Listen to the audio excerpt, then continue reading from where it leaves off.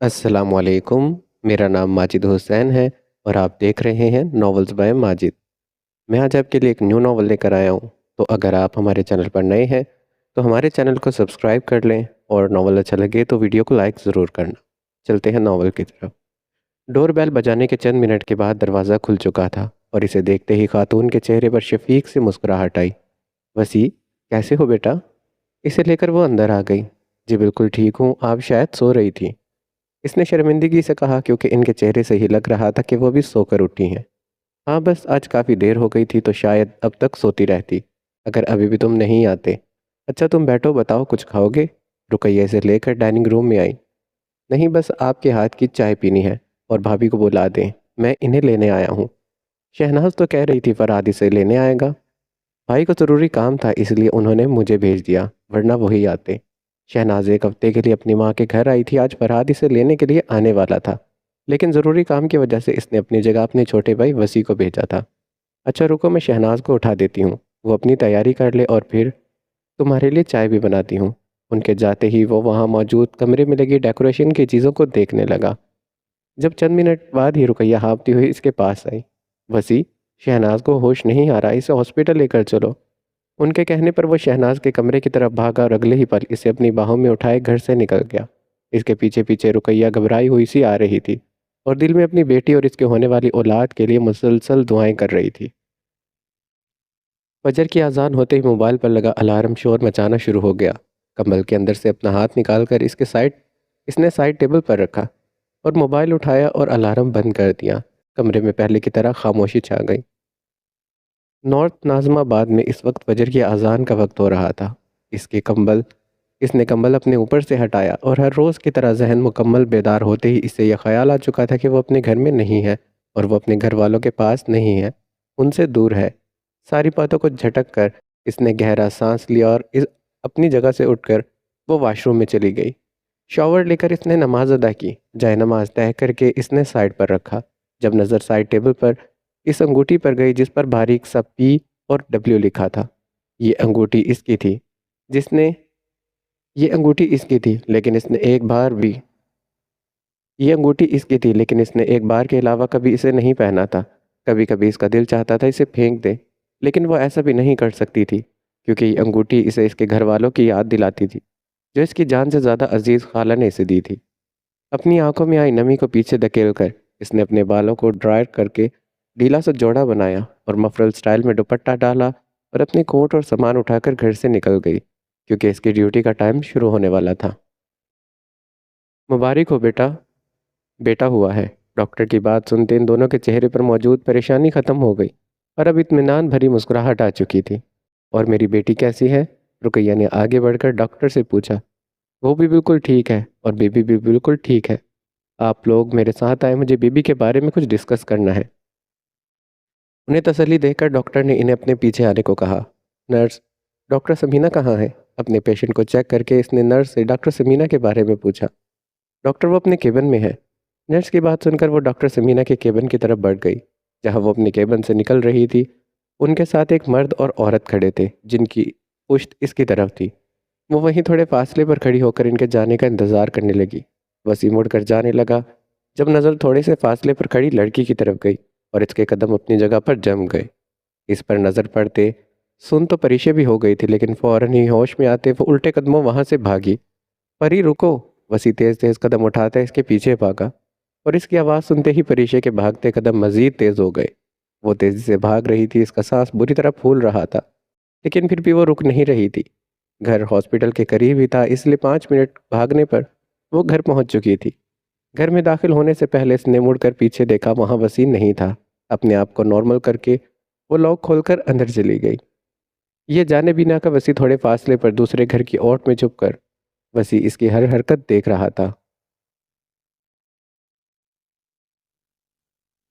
काफ़ी देर इसका जहन इन्हीं ख्यालों में उलझा रहा। क्या इसने जो किया वो ठीक था? बिल्कुल भी नहीं। इसे ऐसा नहीं करना चाहिए था। वो जब से हॉस्पिटल से आई थी कोने में बैठी बस पुरानी बातें सोच रही थी और इसी तरह सोचती रहती अगर डोरबेल नहीं बजती। डोरबेल की आवाज़ सुनकर इसका दिल ज़ोरों से धड़का। यहाँ पर भला कौन आ सकता था? धड़कते दिल के साथ इसने दरवाज़ा खोला और इसका अंदाज़ा सही था। वहाँ वसी समेत इसके सब घर वाले मौजूद थे। 2 तोले की मुंदरी ला दे, 3 तोले का कंगन, मुँह दिखाई दे दे, फिर तू ले जा अंगना, ना समझ तू चीज़ पुरानी, चेहरा मेरा पीस निराली, देखेगा तो खा जाएगा 100 झटके। फुल आवाज़ में गाना चल रहा था, लाउंज में शोर मचा था। वहाँ मौजूद सब लड़कियां फरीदा को देखकर ज़ोर ज़ोर से तालियां बजा रही थी, जो कमर के गिर्द कसकर दुपट्टा बांधे महारत से डांस कर रही थी। बस कर दो लड़कियों, जाओ जाकर खाना खा लो, कब से इस खेल में लगी हुई हो। अम्मा जान जो अभी वहाँ पर आई थी इन सब को देखकर कहने लगी, क्योंकि वो सब काफ़ी देर से यही काम कर रही थी। हमें भूख नहीं है अम्मा, फरीदा ने इन लड़कियों के दरमियान बैठकर अपनी दादी को देखते कहा।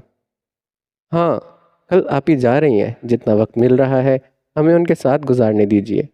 परेशान ने हिफ्ज़ा के गले लगे उसके गले में बाहें डालते कहा, जिस पर हिफ्ज़ा ने मुस्कुराते से देखा था।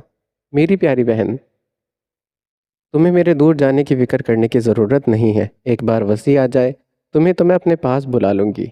वसी का नाम सुनकर जहाँ फरीदा के चेहरे पर मुस्कुराहट उभरी, वहीं इसका नाम परीशे के साथ सुनकर वो मुस्कुराहट फीकी पड़ गई थी। अलमास बेगम हिफ्ज़ा और परीशे खाला की बेटी थी, जिनके 3 बेटे थे। अलमास बेगम हिफ्ज़ा और परीशे की खाला थी, जिनके 3 बेटे थे, फरहाद, एहसान और वसी। इनका इरादा अपने तीनों बेटों के लिए इस घर की लड़कियां लेने का था, लेकिन उन्होंने आज तक अपने बच्चों के साथ किसी भी मामले में ज़बरदस्ती नहीं की थी, और इस मामले में भी वो ऐसा ही हुआ। उनके पूछने पर फरहाद ने अपनी क्लासमेट शहनाज का नाम लिया और एहसान ने हिफ्ज़ा का। वो दोनों बेहतरीन दोस्त थे, और बकौल एहसान के इसे हिफ्ज़ा से ज़्यादा अच्छा लाइफ पार्टनर नहीं मिल सकता था, इसीलिए इसकी चॉइस वही थी। और वसी के लिए इन्हें कुछ पूछने की ज़रूरत नहीं थी। वो जानती थी कि वसी बचपन से परीक्षे को पसंद करता है। फरहाद और शहनाज की शादी इनकी पढ़ाई मुकम्मल होते ही हो चुकी थी, जबकि अलमास बेगम का हिफ्ज़ा और एहसान के बारे में भी यही ख्याल था कि इनकी शादी इनकी पढ़ाई ख़त्म होने के बाद हो, और ऐसा ही हुआ। हिफ्ज़ा के ग्रेजुएशन करने के फ़ौरन बाद शादी की तैयारियां शुरू हो चुकी थी। अलमास बेगम का इरादा परीशे और वसी की शादी भी इन्हीं के साथ करने का था, लेकिन वसी इस बात से इनकार कर चुका था। वो चाहता था कि परीक्षा अपनी हाउस जॉब मुकम्मल कर ले, जो कि होने वाली थी, और जब तक वो खुद भी अपनी पढ़ाई मुकम्मल करके कनाडा से वापस आ जाएगा। इसका बीए इसका बीबीए का लास्ट ईयर चल रहा था, इसके इम्तिहान होने वाले थे, इसीलिए वो अभी वापस नहीं आया था। जहाँ हिफ्ज़ा को हमेशा एहसान के नाम से चिढ़ाया जाता था, वहीं परीशे को भी वसी के नाम से यही सब कुछ सुनने को मिलता था। फरीदा जानती थी कि परीशे और वसी एक दूसरे के साथ मंसूब हैं, लेकिन फिर भी वो खुद को इसे मोहब्बत करने से रोक नहीं पाई थी। वसी इसका अच्छा दोस्त था, लेकिन इसने कभी फरीदा को इस नज़र से नहीं देखा था, जिस नज़र से वो इसे देखती थी। उसने आज तक ये बात किसी को नहीं बताई थी, और ना ही कभी अपने रवैये से किसी को ऐसा महसूस होने दिया था जिससे कोई भी इसके दिल का हाल जान पाता। वो बस रब से दुआ करती थी कि वसी का ख्याल इसके दिल से निकल जाए, क्योंकि वो किसी और का था, और वो खुद भी अपने दिल में बस अपने महरम को रखना चाहती थी। लेकिन जब भी वो अपने दिल से वसी की मोहब्बत निकाल जाने की दुआएं करती, इसे वसी इसे वसी अपने दिल के और करीब महसूस होता था। जी नहीं, अपना वसी अपने पास रखें, मुझे नहीं करनी इस बंदर से शादी। गलत बात परी, हम तो आपके इंतज़ार में बैठे हैं, और आप कह रही हैं आपको बंदर से शादी नहीं करनी। वैसे मैं बंदर कहाँ से लगता हूँ? वसी की आवाज़ सुनकर इन सब ने हैरत से इस आवाज़ की जानिब देखा, जहाँ ब्लैक जीन्स और जैकेट में वो खुद खड़ा गहरी निगाहों से परीक्षे को देख रहा था। वसी तुम कब आए? इसे देखकर हिफ्ज़ा अपनी जगह से उठकर खुशी खुशी से मिली। बस जब मेरी शान में डॉक्टर परी कसीदे पढ़ रही थी। अपनी बात कहते इसने दोबारा से परीशे की जानिब देखा, और वहाँ बैठी अम्मा जान से मिलने लगा, जबकि परीशे उठकर अपने कमरे में जा चुकी थी। क्योंकि भले ही वसी सबसे मिल रहा था, लेकिन नज़रें इसी पर टिकी थी, जो इसे कंफ्यूज कर रही थी। शादी का दिन था, हर तरफ गहमा गहमी थी। बारात आने वाली थी, इसलिए सब लड़कियां हाथों में फूलों की प्लेट पकड़े इंतज़ार कर रही थी, लेकिन सबको प्लेट थमा दी गई। वो बेचारी खुद खाली हाथ रह गई, इसलिए पिछली तरफ चली गई जहाँ पर फूल रखे थे, ताकि अपने लिए भी फूल ले सके। वो फूलों की टोकरी लेकर जा रही थी वो फूलों की टोकरी लेकर जा रही थी जब अचानक वसी इसके सामने आ गया। पहले तो अचानक से इसे अपने सामने देखकर वो घबराई, लेकिन फिर खुद पर काबू पाकर इसे डपटने वाले अंदाज में कहा, क्या मसला है? मसला मेरे साथ नहीं तुम्हारे साथ है यार। जब से आया हूँ मिजाल है जो तुम 5 मिनट में भी अकेले मिली हो। मैं तुम्हारी तरह फालतू नहीं हूँ, मुझे तुम्हारे पास बैठने के अलावा और भी बहुत काम है। अपनी बात कहकर वो जाने लगी जब वसी इसके सामने आया, और दूसरी तरफ से जाने लगी जब वसी ने फिर वही हरकत की वो बार बार इसके सामने इसके रास्ते में आ रहा था। वसी, मैं तुमसे बाद में बात करूंगी, अभी प्लीज़ मुझे जाने दो, बारात आने वाली होगी, उसने मिन्नत भरे अंदाज में कहा। और शायद वसी को इसके कहने पर तरस आ गया, इसीलिए इसका रास्ता छोड़ दिया। वैसे भी बारात आने वाली थी तो परीक्षा को वहीं पर मौजूद होना चाहिए था। वैसे तो इसे भी बारात के साथ आना था, लेकिन परीक्षा को देखने की जल्दी और इसे बात करने को बेचैनी ने इसे बहुत पहले यहाँ आने पर मजबूर कर दिया था। बदतमीज़, जाहिल, फालतू, खुद से बुड़बुड़ाती वो जा रही थी जब फरीदा इसके पास आई। किससे बातें कर रही हो? किसी से नहीं, बस एक लोफर मिल गया था, उसी पर गुस्सा है। उसने एक नज़र मुड़कर पीछे देखा जहां अब वो नहीं था। कौन लोफर? खैर जो भी है, छोड़ो इसे और चलो, मेरे साथ बारात आ गई है। उसका हाथ पकड़कर फरीदा इसे अपने साथ ले गई और फिर चंद घंटों के बाद हिफ्जा रुखसत होकर पिया घर चली गई। शादी की तकरीबात ख़त्म होते ही सब फिर से अपनी इसी रूटीन में वापस आ गए और दिन तेज़ी से पर लगाकर उड़ गए। पेरिशे की हाउस जॉब मुकम्मल हो चुकी थी और वसी भी अपनी स्टडीज़ मुकम्मल करके आने वाला था। इसके आने से पहले ही अलमास बेगम इसे वसी के नाम की अंगूठी पहना चुकी थी, जिस पर बारीक सा पी और डब्ल्यू लिखा था। लेकिन इसे इस सब से कोई खुशी नहीं हो रही थी। अपने इस रिश्ते की वजह से वो पहले ही बहुत परेशान रहती थी। इसकी परेशानी में मज़ीद इजाफा साइमा बेगम के एक्सीडेंट ने कर दिया। वो और परीक्षा शॉपिंग पर गई थी जब एक तेज़ रफ्तार ट्रक इन्हें टक्कर मारकर चला गया। वो हवास बाख्ता सी होकर इन्हें हॉस्पिटल लाई थी। इसने सब घर वालों को इन्फॉर्म कर दिया था, जो इसकी बात सुनते ही हॉस्पिटल आ गए थे। सब इसे समझा रहे थे, चुप करवा रहे थे, लेकिन वो बस रोए जा रही थी और जब तक रोती रही जब तक साइमा बेगम को होश नहीं आ गया। उसकी शादी की बात जो दबी हुई, वो साइमा बेगम की सेहतयाब होते ही फिर से उठ चुकी थी और यही तो वो नहीं चाहती थी। वो भला वसी से शादी कैसे कर सकती थी? इसने साइमा बेगम को अपना इनकार सुना दिया, जिसके बाद इसे अच्छी खासी डांट पड़ चुकी थी और साथ ही यह भी तायद की थी कि इसे आइंदा ऐसी कोई बात अपने जहन में भी नहीं लानी। उनकी तरफ से मायूस होकर वो मुजफ्फर साहिब के पास जाना चाहती थी ताकि अपने बाप से कह सके कि इसे वसी से शादी नहीं करनी, या फिर इन्हें हकीकत बता देगी। लेकिन वह ऐसा कुछ भी नहीं बता सकी थी। इसकी शादी को लेकर इनके चेहरे पर फैली खुशी देखकर इसे कुछ कहने ही नहीं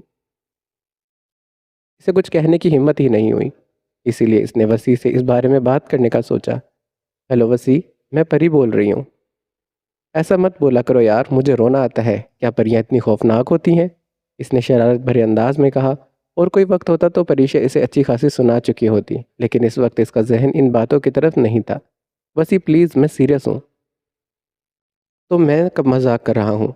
वसी, मैं तुमसे शादी नहीं कर सकती। उसके कहने पर वो दूसरी तरफ गहरी खामोशी छा गई, लेकिन चंद सेकंड के बाद इसे स्पीकर पर वसी के कहकहे सुनाई दिए। ओह माय गॉड परी, मैंने तो एक छोटा सा मजाक किया था, लेकिन तुमने तो दिल पर ही ले लिया। ओके, तुम बहुत खूबसूरत हो, बल्कि अपने नाम की तरह हो। उसकी बातें वसी को मजाक लग रही थी। वो और कुछ कहना चाहती थी, लेकिन शायद इसके कमरे में कोई आ चुका था, इसलिए इसके कहने इसलिए इसने बात का कहकर फ़ोन रख दिया। उसने हिफ्जा से बात करनी चाहिए, लेकिन वो भी इसे समझाकर चली गई थी। कोई इसकी बात सुन नहीं रहा था। इसे समझ नहीं आ रहा था, घर का माहौल इसे घुटन ज़दा लग रहा था और इस सब में इसकी शादी की डेट रखी जा चुकी थी। इसे बस घर से दूर जाना है, इस सब का हल लगा। इसे बस घर से ही दूर जाना इस सब का हल लगा और इसने ऐसा ही किया। वो कराची में ही रहती रही और घर छोड़कर भी वो इसी शहर में रह रही थी। बस फ़र्क इतना था कि इसने इलाका बदल लिया था। जिस घर में वो रह रही थी, इस घर के करीब ही मौजूद हॉस्पिटल में वो जॉब करने लगी। इसे घर छोड़े हुए चंद माह हो चुके थे। इसकी पूरी फैमिली, सब रिश्तेदार यहीं मौजूद थे। वो जानती थी कि कभी ना कभी तो वो इसे ढूंढ ही लेंगे और शायद वो कभी आ चुकी थी। ये क्या बेवकूफ़ों वाली हरकत थी? मुझे जवाब दो परिशे शाह। वो लोग इसे घर वापस लेकर आ चुके थे और वो सर झुकाए मुजरिमों की तरह इन सब के सामने बैठी थी जब मुजफ्फर साहिब की चिंगाड़ती आवाज़ इसे सुनाई थी। भाई, बच्ची है, इसे डांटने के बजाय नरमी से इसे घर छोड़ने की वजह पूछे। जफ़र साहिब के कंधे पर हाथ रखकर नरमी से कहा। इससे नरमी से बात करूं, जो अपनी शादी के दिनों में ये घर छोड़कर हमें रुसवा करके चली गई थी, और इसे ज़रा इस बात का एहसास नहीं हुआ कि इसके जाने से इसकी बहन की और हमारी ज़िंदगी में क्या असर पड़ेगा।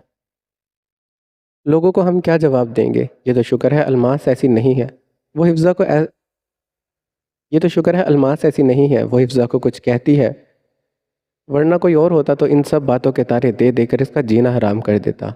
बाबा, इसने आंसू जब्त करके कुछ कहना चाहा, लेकिन जफ़र साहिब ने हाथ उठाकर इसे मज़ीद कुछ कहने से रोक दिया।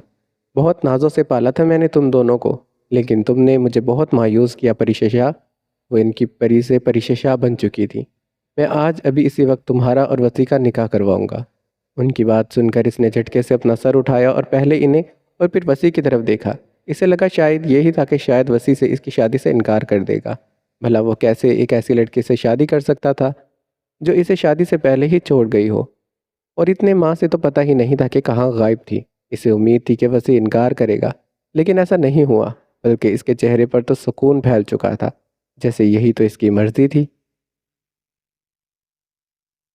मैं वसी से शादी नहीं करूंगी। इसके कहने पर जफ़र साहब ने बमुश्किल अपने इश्तियाल को काबू किया था।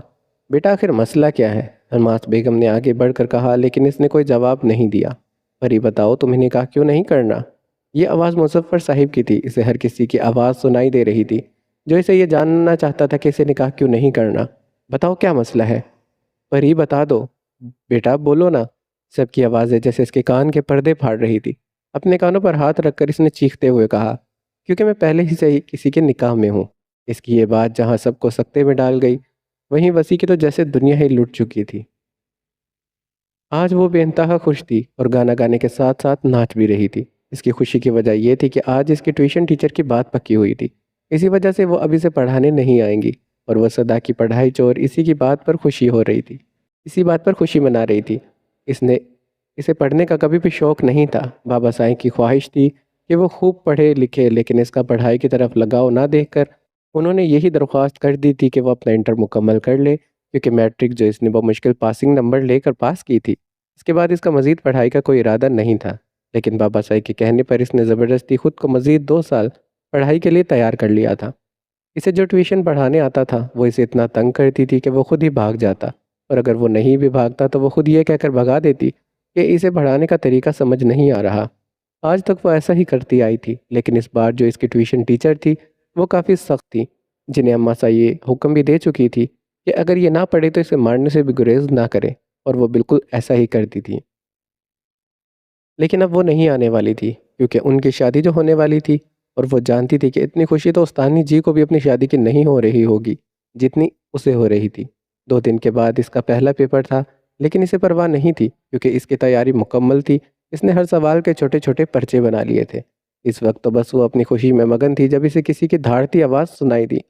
ये क्या बेहूदगी है?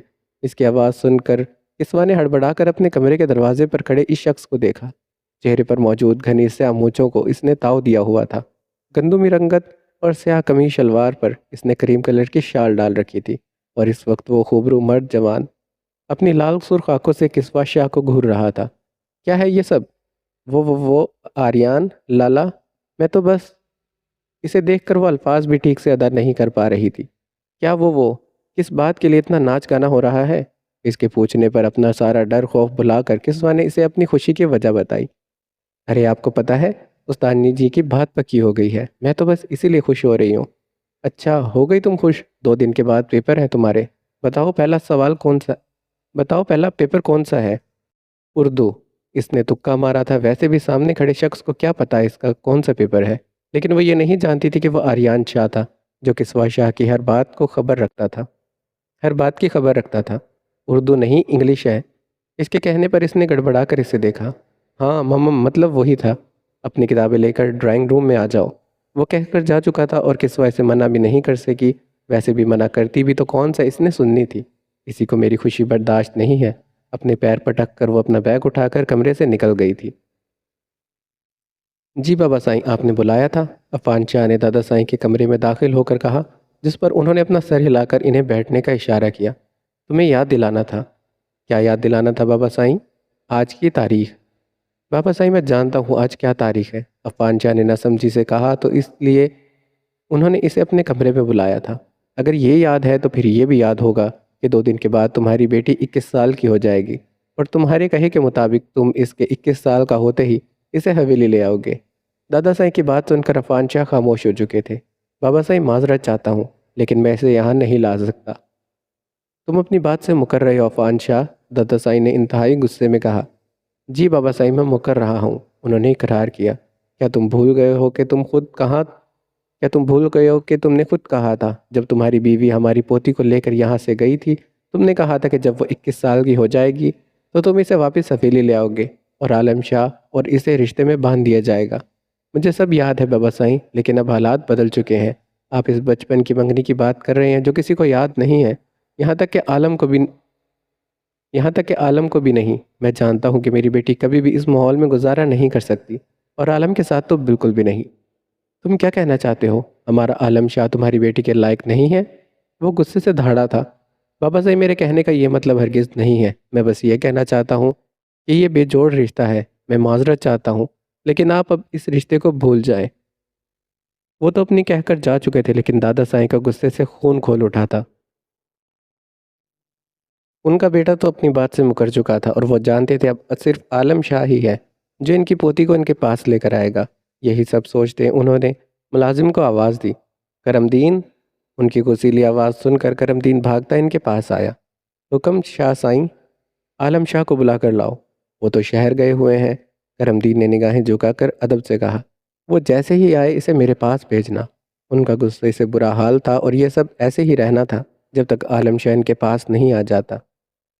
बालों की ऊंची पोनी बनाए वो हर तरफ नज़र दौड़ाकर तेज तेज साइकिल चलाती अपनी मंजिल की जानिब बढ़ रही थी। फ्लावर शॉप पर रुककर इसने फूल खरीदे और साइकिल के आगे लगी बास्केट में रख दिए।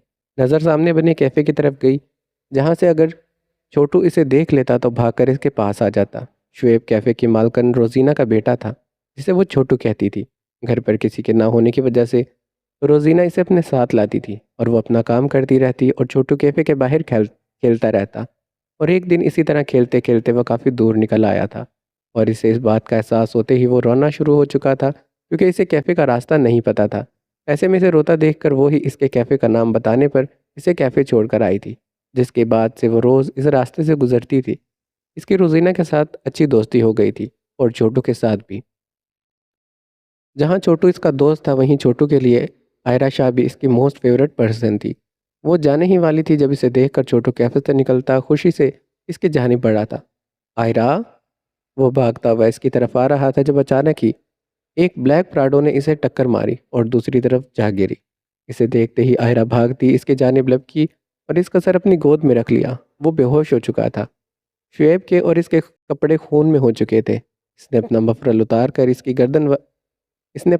उतार कर इसके खून वाली जगह पर रख दिया, और मुड़कर खूनखार निगाहों से ब्लैक प्राडो में मौजूद इस शख्स को देखा, जो अपनी गाड़ी से उतरकर इसी तरफ आ रहा था। वो खूबरू चौड़ा मर्द इसी तरफ आ रहा था। इसने सफ़ेद कमीज शलवार पर भूरे रंग की शॉल ओढ़ रखी थी। चेहरे पर घनी दाढ़ी मूछें थी, और सफ़ेद पेशानी पर कई बल नुमोदार हुए थे। तुम गाड़ी में बैठने वाले ज़मीन पर चलने वालों को कीड़े मकोड़े समझते हो? कुछ नहीं देखते, बस इन्हें रौंद कर चले जाते हो। इसके करीब आते ही आयरा ने सख्त लहजे में कहा, जिससे आलम शाह की सफ़ेद पेशानी पर मौजूद बल में इजाफा हुआ था। देखो लड़की, मुझसे ज़्यादा ज़बान दराजी करने की ज़रूरत नहीं है। मैंने कुछ जानबूझकर नहीं किया, और वैसे भी गलती इस बच्चे की है। इस बच्चे की गलती नहीं है, गलती तुम्हारी है, और अब तुम इसे हॉस्पिटल लेकर जाओगे। आयरा के कहने पर आलम शाह ने गुस्से से इसे घूर कर देखा। हॉस्पिटल तो वह इस बच्चे को वैसे भी लेकर जाता, लेकिन मर्दों के सामने इस तरह बात करने वाली लड़कियां इसे हरगिज़ पसंद नहीं थी। इसका बस चलता तो वो इस लड़की की ज़बान खींच लेता। आयरा के कहने पर अब सब इसके सर पर आकर खड़े हो गए थे। इसे बच्चे को हॉस्पिटल लेकर जाने का कह रहे थे। रोजीना भी घबराई हुई बाहर आई। शायद किसी ने इसे शुएब की हालत के बारे में बता दिया था। उसने रोते हुए अपने बेटे को अपने सीने से लगाया। आलम शाह ने इन दोनों को अपनी गाड़ी में बिठाया। रोजीना खामोशी से इसकी गाड़ी में बैठ गई। इसे इस वक्त बस जल्द अज जल्द अपने बेटे को हॉस्पिटल पहुंचाना था। उनके जाते ही आयरा ने गहरा सांस लिया। नज़र अपने कपड़ों पर गई, जिन पर खून लगा था। शायद घर जाकर बदल ले, लेकिन फिर अपना इरादा तर्क करके वापस साइकिल की जानिब चलने लगी, जहाँ इसे जाना था। नर्स डॉक्टर परिशे कहाँ है? हॉस्पिटल में दाखिल होते ही इसने परिशे के बारे में पूछा था। वो तो आज नहीं आई हैं। क्यों? ये मुझे नहीं पता। नर्स अपने शाने उचकाकर वहाँ से चली गई, जबकि आर्य सोच में गुम हो चुकी थी कि आज परिशा हॉस्पिटल क्यों नहीं आई। हो सकता है शायद आज इसकी तबीयत खराब हो। ये सोच आते ही इसने अपना फ़ोन निकाला। इसका इरादा परिशा को फ़ोन करने को था, लेकिन मोबाइल पर पहले से ही इसका मैसेज आया था, जिसमें लिखा था कि मैं अपने घर वालों के साथ जा रही हूँ, फ्री होकर तुम फ़ोन पर बात करोगी। वो जानती थी कि इसके हॉस्पिटल में गैर मौजूदगी को देखकर आयरा ज़रूर इसके घर जाएगी, इसलिए इसने इसे पहले ही मैसेज कर दिया था, जो इसने अभी देखा था। गहरा सांस लेकर वो वहां से जाने लगी। जब मुड़ते ही इसकी टक्कर चट्टानी वजूद से हुई। अपना माथा सहलाकर इसने घूर कर इस शख्स को देखा, जो खुद गुस्से से इसे देख रहा था। तुम? इसे फिर से सामने देख कर आयना ने हैरत से कहा। हाँ मैं। आलम ने दांत पीसते कहा, जैसे इसका बस चलता तो वो आयरा को ही चपाट डालता। तुम पीछा कर रहे हो मेरा? लड़की, तुम पर मुझे पहले ही बहुत गुस्सा है, तो बेहतर है कि मेरे सामने से चली जाओ। आयरा ने जो एक बात इसमें देखी वो था इसका डिम्पल, जो इसके दाएं गाल पर पड़ रहा था। इसकी मूछें बेइंतहा घनी थी, जिसमें इसका गहरा डिम्पल साफ दिखाई दे रहा था, और वो इतना गहरा था कि इसके हल्के से कुछ कहने पर भी नमूदार हो रहा था। तुम्हें लड़कियों से बात करने की तमीज़ नहीं है?